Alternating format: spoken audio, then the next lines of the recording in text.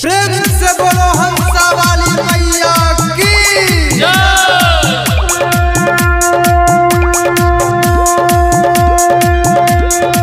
माँ गिरजा recording studio उलहर।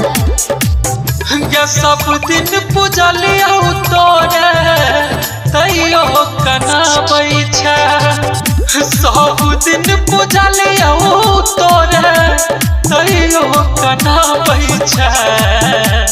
कौन जन्म के मैया बदला सधाबै छै कौन जन्म के मैया बदला सधाबै छै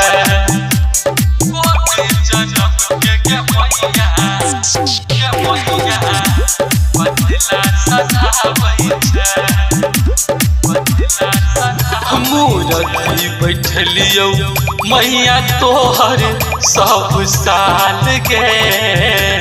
डीजे बजलियो आ सजलियो कौन डाल गे मूर्ति बैठलियो मैया तोहर सब साल गे डीजे बजलियो आ सजलियो कौन डाल गे तैयो किए गे जननी हमरा ठुकराबै छै तैयो किए गे तू हमरा ठुकराबै छै कौन जन्म के मैया बदला सधाबै छै कौन जन्म के मैया बदला सधाबै छै। अखन अहाँ सब सुनि रहल छी उलहर से माँ गिरजा म्यूजिक के प्रस्तुति। सरदा भवानी एगो कह दे उपकार गे अतिथि के विनती मैया कले स्वीकार गे सरदा भवानी एगो कह दे उपकार गे अतिथि के विनती मैया कले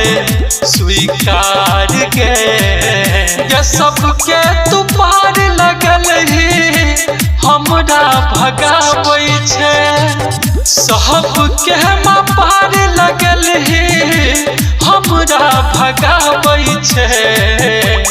कौन जन्म के मैया बदला सधाबै छै कौन जन्म के मैया बदला सधाबै छै सब दिन पूजलिया तोरे तैयो कनाबै छै सब दिन पूजलिया तोरे तैयो कनाबै छै कौन जन्म के मैया बदला सधाबै छै कौन जन्म के मैया बदला सधाबै छै। मिक्स बाय माँ गिरजा म्यूजिक उलहर।